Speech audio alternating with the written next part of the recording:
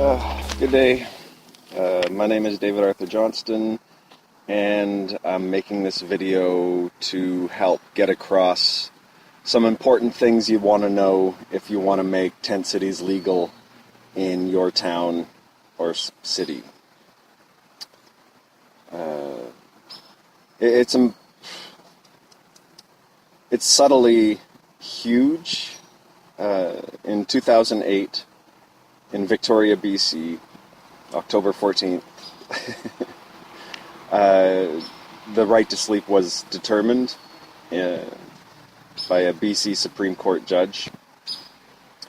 Essentially, the case itself, to summarize, that we won because we had two expert witnesses and because we're in a country that has a charter/constitution that guards and defines the right to live.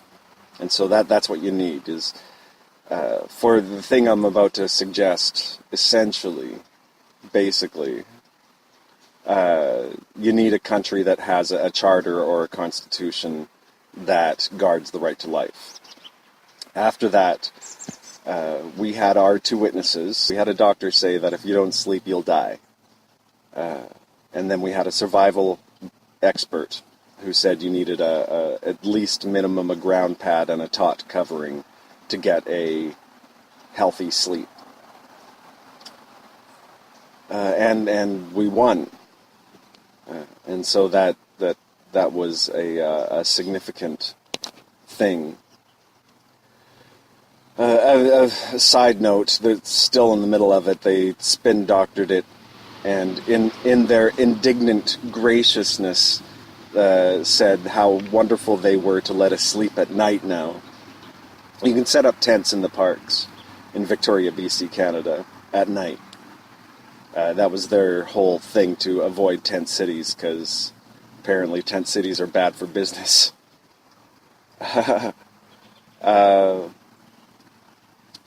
Yeah, so that happened. So if you want to make tents legal, at least at night, or if there's a way to correct the spin doctoring of making it illegal in the day, that would be good.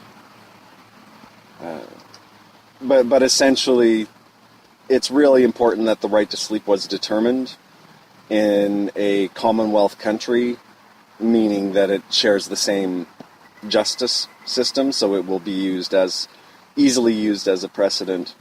And even in the States. Yeah, check it out. I'll put a link below. I made a huge Google Map thing that sort of goes through the process of the campaign that led to tents being legal. And also on the first entry on this site is a list of links to just documentaries that were made and all of the legal stuff. There's links to the dispositions of the court cases. And I hope you check it out, because the way things are going obviously is not working. And the people who are making these state of emergency plans, the people making the state of emergency plans are psychopathic. And it would be nice to circumvent the internment camps with community-run tent cities. You talk to anyone who's lived in a tent city, and you'll get an idea that tent cities have a life of their own. And if there are people there who understand the importance of tent city, they'll know how important it is to not let it fall under control of crazy people. So anyhow, patience. I'll put this up in a bit. All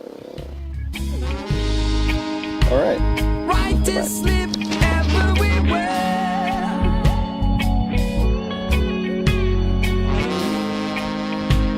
No border for